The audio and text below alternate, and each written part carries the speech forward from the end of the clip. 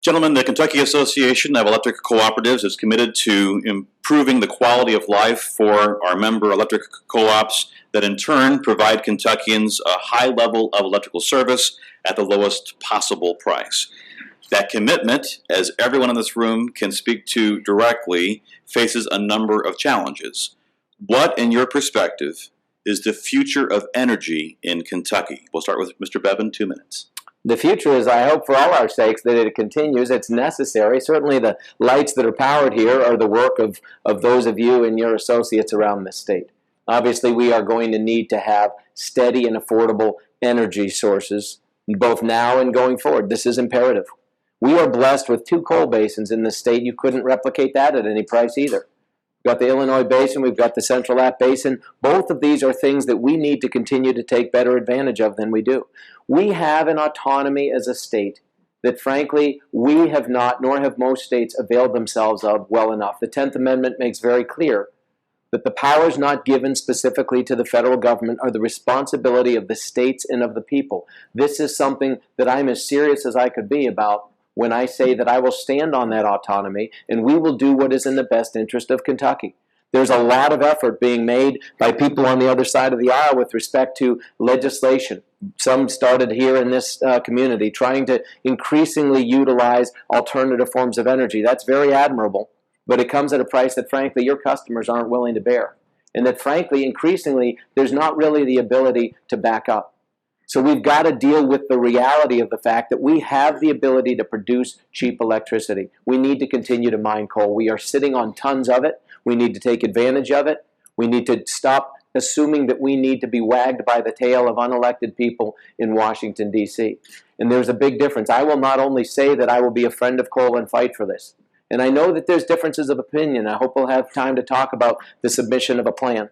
But I frankly think it's a bad idea when we're asked to hang ourselves to actually comply with that.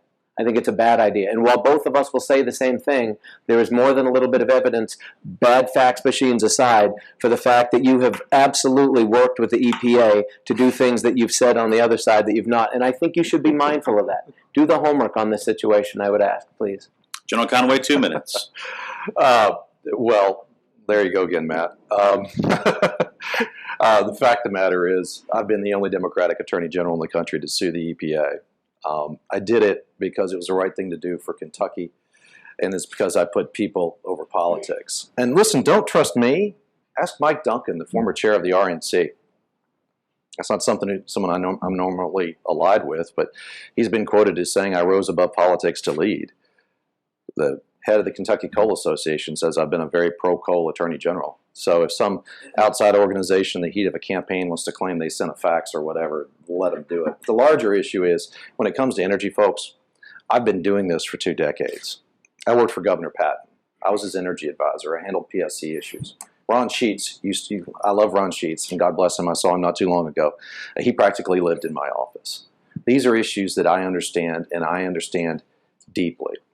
And Kentucky has traditionally had low electricity rates because, look, we've got great access to coal, good arterial transportation, and we've always had prudent regulation from the Public Service Commission, such as not going to nuclear and always doing the right thing in some of these rate cases. Going forward, we're going to have an all-of-the-above approach, but I'm going to be a pro-coal governor. I'm going to market coal to new markets. When I was working with Governor Patton, I was a guy who sat down and put pen to paper and wrote out the thin seam tax credits because companies in Appalachia needed a little bit of help when it came to mining thin seams. I mean, we're looking at a major natural gas play in eastern Kentucky that's being explored right now. And I'll close by saying, I talked about why we have low electricity rates here in Kentucky. And the third thing I said is prudent regulation. When you're governor, it's also your job to put together a public service commission that is looking out for the lowest rates possible, that delves into cases and doesn't just do what's put in front of them. I've been your Attorney General for 8 years. I've intervened for low electricity rates. And trust me, I will make some changes to the Public Service Commission where we will be deciding cases in the best interest of the ratepayer, the best interest of the rural co-ops that are buying some electricity that's too expensive right now.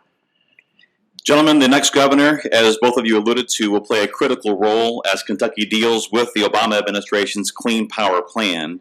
These new restrictions on carbon emissions from coal-fired plants will affect every Kentuckian, and the affordability and reliability of electricity in our Commonwealth. What is your plan to deal with specifically the Clean Power Plan? General Conway. To stop it. I mean, I have sued a number of times. We tried, when I say we, I worked with the Republican Attorney General of West Virginia.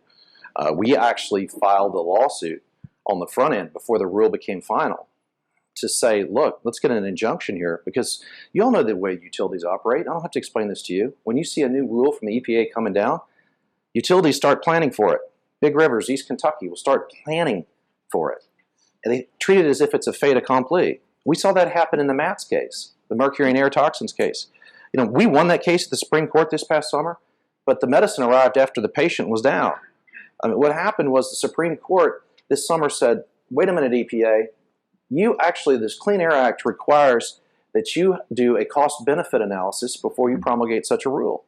And that's what they used to strike down the MATS rule this summer. And so we had a victory, but it resulted in about 18% of coal-fired generation being retired and trying to comply with a rule that wasn't legitimate in the first place.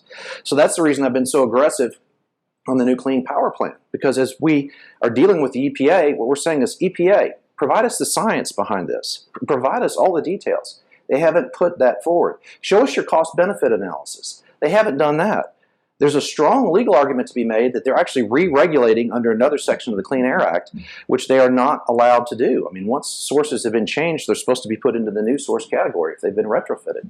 So there are all sorts of legal hurdles that the EPA has not gotten over. And this is an example in my own party, I readily admit it, in my own party of the EPA overreaching.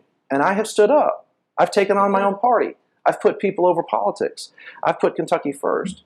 And I am going to do everything I can to stop the Clean Power Plan because I think it hurts Kentucky. I'm going to see this lawsuit through to the end as Attorney General and as your next governor. And we will not be submitting a plan to the EPA while we do not think that this rule is legitimate. End of story. Mr. Bevan, 2 minutes. I feel that, frankly, asking us to hang ourselves, as I said earlier, is a bad idea. Expecting us to submit a plan to cut our emissions, I think is something that, frankly, we don't need to do. I've been very clear about that. I actually put out a press release on this a year and a half ago, long before anybody else was calling for this, when I specifically said that asking us to do so was beyond the scope of the authority of the EPA. I do think that if we stood on this, along with there are 26 other attorneys generals and governors that have basically said together, there already are discussions, I've had discussions with a number of them myself, about the fact that we collectively do not have to take this, nor should we. It's easy to say, you know, talk is cheap in some respect. I know you're concerned about the fact that while they've said that if we don't submit a plan, they'll submit one for us, and that may be more onerous on some of you than the alternative. And I appreciate that. And so we'll have open dialogue about this. We'll have a conversation about this. But I think it would be a mistake. And while we can sit here now and say that we're both in agreement, the past does matter. Actions do matter. And Jack Conway, when he ran for Congress in this district where people are less concerned about this, was a proponent of cap and trade. He'll pretend that that was not the case. But he was. And it's a very different story now that he's running for a statewide position. He has taken thousands of dollars from the Sierra Club, which is not exactly a friend of the coal industry or of Kentucky, for that matter. They've never given me a penny. You should probably not be surprised at that. Truth is, we're very different people. I will stand on our autonomy. I will stand as somebody who has the authority as a governor to be the last line of defense. That is the case. The last line of defense, not only for Kentucky, but for other states as well, will be the governors of the states. And it's imperative that we work together with you as the people who are the delivery vehicle. Bottom line is, if we don't, rates are going to go up so catastrophically, it's going to come back on you. Your customers will be outraged at the 20, 30, 50, 100% increases. And ultimately, that is not acceptable.